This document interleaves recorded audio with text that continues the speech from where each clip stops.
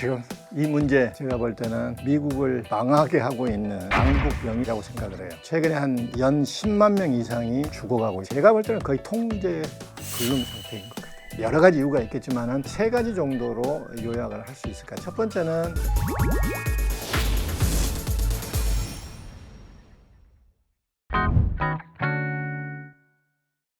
우리가 미디어를 보면은 미국의 총기 사건이 주기적으로 일어나고 또 많은 사람들 볼 때는 총기 난 사람들이 총기 사건을 보면 이해를 못하는 게 많잖아요. 미국과 같은 선진국인데 이거 하나 해결을 못하나. 근데 사실 이것도 미국의 역사를 좀 들춰봐야 됩니다. 미국의 역사하면은 빼놓을 수 없는 게 서부 개척의 역사죠. 개척을 하려면은 북미 원주민들과의 갈등 혹은 무력 충돌을 생각해야 되고 자연에 노출되고 그래서 사냥을 해야 되고 그렇기 때문에 많은 그 초창기 식민지인들이 총을 소지를 해야 됩니다. 그래서 총은 자기와 가족들을 지킬 수 있고 또 사냥이라든지 생존을 위해서 굉장히 중요하게 되죠.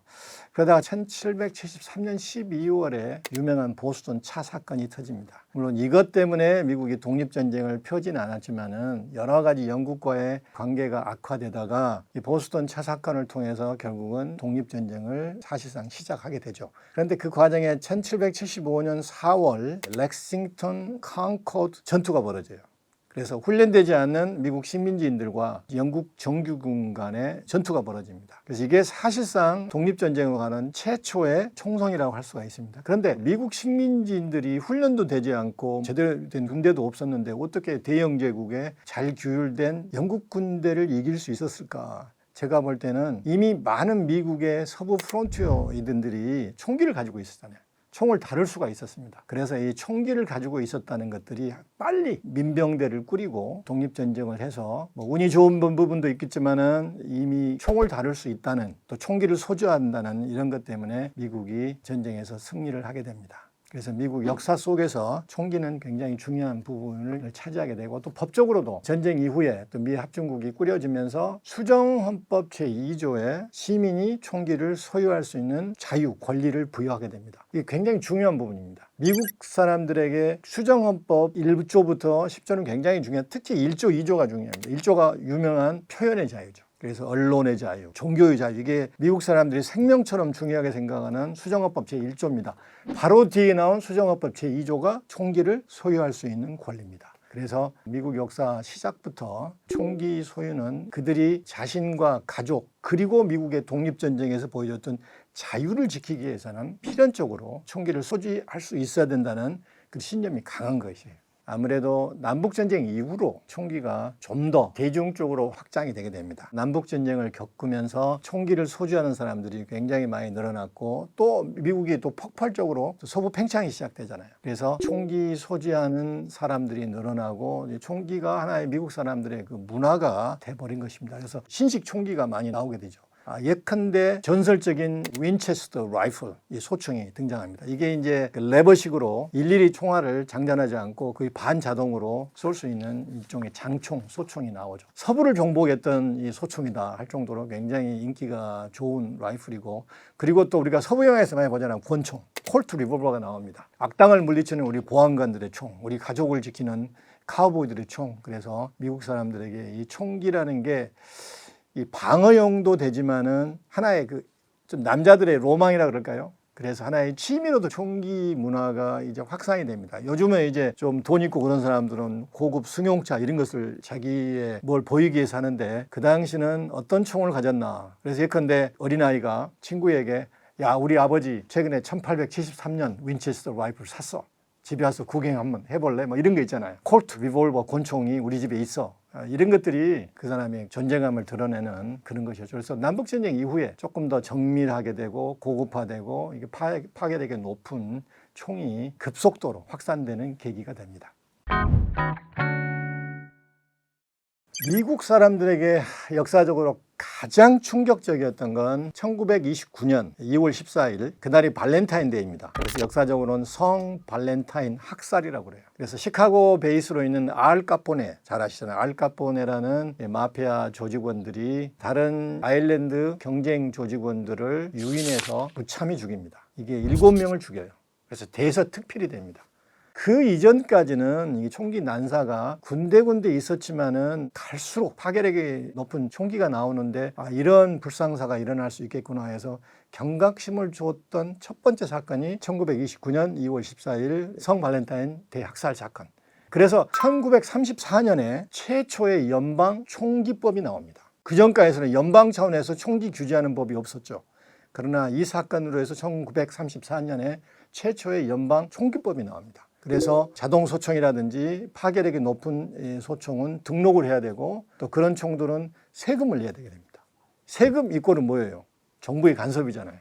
두 번째는 정치적으로 굉장히 큰 파장을 준 것인데 1963년 11월 22일인가요? 존 F 케네디가 텍사스 달라스에서 암살을 당합니다. 암살자는 리 하비 오스왈드. 이 오스왈드가 가짜 신분증으로 우편을 통해서 까르까노라는 이태리산 이 총을 구입한 거예요. 그래서 총에 대한 경각심이 또 올라가게 됩니다. 총이라는 게 누구나 쉽게 이조 신분증을 통해 가지고 그 파괴력이 있는 총을 구입할 수 있구나 해서 굉장히 경각심이 일어났고, 세 번째로 1991년 텍사스의 중부에 있는 카페에서 총기 난사 사건이 나와요. 그 당시는 상당히 충격적이었습니다. 이 카페에 진입한 범인이 총기 난사를 한 거예요. 무려 14분 동안. 그래서 무려 23명이 죽습니다. 사실 이게 총기 난사를 하는데 14분이라는 것은 어마어마한 시간이잖아요. 그래서 숨어있는 사람들을 찾아가서 확인사살하고 해서 그 사건이 보도되면서 미국 사람들은 굉장히 충격을 먹게 되고, 그래서 1994년에 굉장히 중요한 총기 규제법이 연방에서 통과가 됩니다. 살상력이 높은 탄창에 10발 이상 들어갈 수 있는 그런 총기를 판매를 이제 금지를 했죠. 지금 이 문제 미국에서 쉽게 풀 수 없는 골치 아픈 문제입니다. 제가 볼 때는 세 가지 정도로 요약을 할 수 있을까. 첫 번째는 일단 수정헌법 제2조. 이게 헌법에 미국의 선조들이 못을 박았잖아요. 또 미국 사람들은 의외로 보수적입니다. 우리의 선조들이 수정헌법에 의해서 그 이유가 있었을 거 아니에요. 근데 그걸 우리가 이게 총기 사건이 많이 난다고 해서 선조들이 만들었던 수정헌법을 폐기할 수 없다. 이게 주로 총기 소지를 옹호하는 사람들의 입장입니다. 이제 두 번째는 아까 미국은 연방국이라고 했잖아요. 그래서 연방에서 총기 규제법을 통과시킨다 하더라도 각 주에서 집행에서는 달리 집행할 수 있습니다. 또 각 주에 총기 규제법이 따로 있어요. 예컨대 알래스카 같은 경우에는 총기 규제가 거의 없습니다. 왜냐하면 알래스카는 인구 밀도가 미국에서 가장 낮잖아요. 사람과 사람 간의 거리가 굉장히 멉니다. 평균적으로. 거기다가 대자연과 접해 있잖아요. 또 자기 보호를 해서 총기가 필요한 거예요. 그래서 알래스카 내에서는 연방법하고 상관없이 주법으로 특별한 이유가 없으면 소지할 수가 있게 총기 규제법이 느슨하게 적용이 되는 부분이고, 세 번째는 NRA, 전미총기협회가 있습니다. 이게 미국 내에서 가장 막강한 로비스트들, 전미총기협회에서 지방 관료들, 특히 중앙정부 상하원 의원들에게 어마어마한 로비를 펼칩니다. 그래서 정치인들뿐만 아니라 연예인들 중에서도 노골적으로 전미총기협회를 지지하는 사람도 많습니다. 전미총기협회에서 저 사람은 총기 규제에 대해서 찬성하는 성향이 있다, 낙인을 찍히는 순간 특히 남부 공화당 쪽에서는 다시 이게 재선될 확률이 낮을 정도로 막강한 영향력을 행사하고 있습니다. 그래서 이제 트럼프도 그런 얘기를 했지만은 많은 미국인들이 총기로 사람을 죽이는 나쁜 사람을 제압할 수 있는 사람은 총기를 든 좋은 사람이다. 그래서 우리는 총기를 들어야 된다. 이게 이제 전미총기협회 윗사람들의 생각이고 또 트럼프의 생각입니다. 여러 가지 연방법이 있고 또 주법이 있긴 하지만은 미국에는 플리마켓이 있잖아요. 불법으로 민간인끼리 거래하는 길이 굉장히 많아요. 정식적으로 총포상이 있긴 하지만은 다른 방법으로 총기를 구매할 수 있는 방법이 너무 많은 거예요. 그래서 실제적으로 총기를 이게 규제하는 것이 쉽지는 않습니다. 지금 마약은 제가 볼 때는 미국을 망하게 하고 있는 망국병이 마약이라고 생각을 해요. 가장 지금 이슈가 되고 있는 펜타닐이라는 합성 약물인데 최근에 한 연 10만 명 이상이 펜타닐의 남용으로 죽어가고 있습니다. 그래서 총기 사고의 8배, 교통사고의 3배 정도. 지난 40년간 통계를 보니까 매년 9% 정도로 펜타닐에 의한 이 사망이 늘어갑니다. 그래서 8년 단위로 거의 2배로 늘어나요. 원래는 이게 암 환자들의 고통을 덜어주기 위해서 개발한 약이 펜타닐인데 코로나19 팬데믹 이후로 남용이 급증하게 되는 거예요. 우울증 환자가 늘어나잖아요. 스트레스를 받게 되고 정신질환이 있는 사람들까지 쉽게 복용을 하면서 남용이 심각해지고 있습니다. 근데 펜타닐은 이제 거의 대부분 중국에서 미국으로 건너옵니다. 요즘에는 이제 멕시코의 마약상과 카르텔과 연계돼서 멕시코 국경을 통해서 미국으로 건너오고 이제 쉽게 이걸 여러 루트를 통해서 구입을 할 수 있게 됩니다. 필라델피아의 켄싱턴의 좀비의 거리로 이런 마약의 문제가 많이 부상되는데 사실 미국의 대도시 가면은 유사한 현상을 너무나 쉽게 볼 수 있어요. 제가 볼 때는 거의 통제 불능 상태인 것 같아요. 이것도 미국 역사와 함께 하죠. 질병의 고통으로부터 벗어나는 게 인간의 기본적인 욕망이잖아요. 그래서 처음에는 아편이 19세기 중반까지는 고통을 해소하는 주 제품이었는데 19세기 남북전쟁 이후에 중국인들이 많이 건너오잖아요. 중국인들을 통해서 아편의 해악이 알려지면서 거부 반응이 일어난 거예요. 그래서 이제 아편은 잠잠하게 되는데 대체물이 나옵니다. 그게 헤로인이에요. 헤로인은 신의 약이라는 모르핀의 중독에서 해방시키기 위해서 독일 바이엘사에서 1895년에 만들어서 대히트를 칩니다. 그래서 그때 나온 그 용어가 영어로 히어로. 드디어 우리가 모르핀으로부터 해방이 되는구나. 거기서 어원이 돼서 헤로인이 나온 거예요. 그야말로 최고의 약이라고 했는데 사람들이 또 남용을 하게 될 거 아니에요. 또 심각한 문제가 됩니다. 1924년에 헤로인을 금지시켜요. 연방법으로. 그게 또 금지한다고 됩니까? 누구만 좋은 일이 되는 거예요. 마피아가 또 활약하게 됩니다. 마피아들이 마약 쪽으로 암약을 하는 거예요. 그래서 미국의 심각한 문제로 남아있다가 1960년도 되면서 우리가 잘 아는 히피 문화, 젊은이들이 기성세대에 대한 반발, 그리고 그 사랑, 반전쟁, 자유 이런 것을 내세우면서 LSD나 마리화나에 이제 빠지게 됩니다. 많은 젊은이들이 그 당시에 자아를 찾아가는 하나의 도구로서 이런 환각지에 빠지게 된 거예요. 그래서 이것이 계속되다가 지금의 펜타닐, 오남용까지 지금 연결되고 있습니다. 이 정부 차원에서 마약을 근절하기 위해서 노력은 했죠. 대표적인 게 1971년 리차드 닉슨 행정부 때 마약과의 전쟁을 선포합니다. 그래서 많은 예산과 인력을 투입해서 마약을 근절하기에 노력을 하죠. 근데 이게 안 되는 거예요.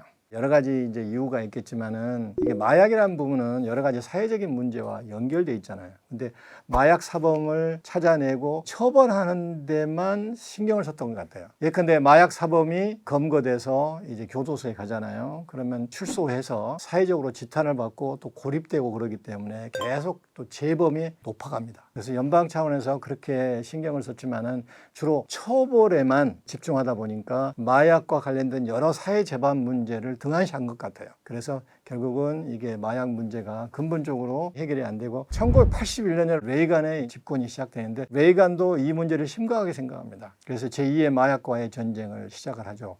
그때 제가 미국의 유학 생활을 바로 시작할 때였는데 레이간 행정부가 외쳤던 게 Just say no. 마약에 맞자만 나와도 no 해야 된다고 초등학교, 유치원, 중학교, 고등학교 특히 이제 영부인 낸시 레이간이 주동이 돼서 이 사회운동을 벌입니다. 상당히 영향력이 있었던 것 같아요. 그런데 이게 또 사실 성공했다고 할 수가 없습니다. 시간이 가면서 이게 가만히 보니까 마약의 문제가 사회적인 문제, 빈부격차의 문제, 여러 가지 문제와 연동이 되어 있는데 특히 대도시의 흑인들의 문제로 약간 이게 부각이 되더라고요.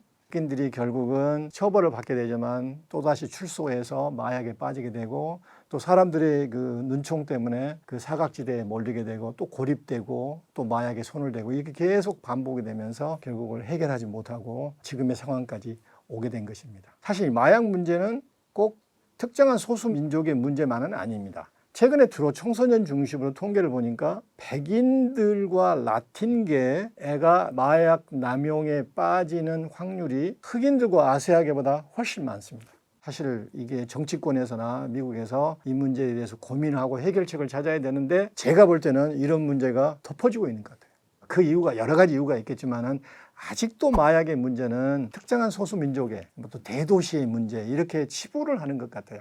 그래서 켄싱턴 아까 에비뉴 좀비의 거리 얘기했지만 가서 보세요. 꼭 흑인만 있는 게 아닙니다. 백인들 포함해서 다양한 사람들이 마약 때문에 좀비로 되고 있습니다. 이게 전 미국의 대도시의 현상입니다. 그래서 이 마약 문제가 해결이 되지 않으면은 어쩌면 소리 없이 미국을 무너뜨리는 만국병이 마약병이지 않겠나 싶어요. 제가 처음에 얘기했지만 미국을 보면 우리가 보이고 세계가 보입니다. 또 미국은 우리를 보는 거울인 것 같아요. 그래서 우리는 세계의 강국으로 좀 우뚝 솟고 있는데 이미 경험을 하고 또 세계 질서를 주도하고 있는 미국을 통해서 우리를 들여다보는 게 굉장히 중요합니다. 그래서 미국을 통해서 우리가 지금 어디에 있고 또 우리가 어느 방향으로 가고 있는가, 시행착오를 줄이기 위해서는 미국의 빛과 어둠을 보면서 어떻게 우리를 들여봐야 되는가. 미국을 들여다보기 위해서는 다양한 부분을 알아야 됩니다. 미국은 이게 연방체이기 때문에 지역의 문제, 문화의 문제, 사회의 문제 이런 부분들이 미국의 외교와 국방 문제도 연결된 부분이 많습니다. 그리고 마지막으로 미국이라는 나라를 정말로 알기 위해서는 역사적인 뿌리를 우리가 아는 게 중요합니다. 그래서 우리의 미래를 위해서 이제 미국을 하나의 반면 교사로 볼 수 있는 시간이 되었으면 좋겠습니다.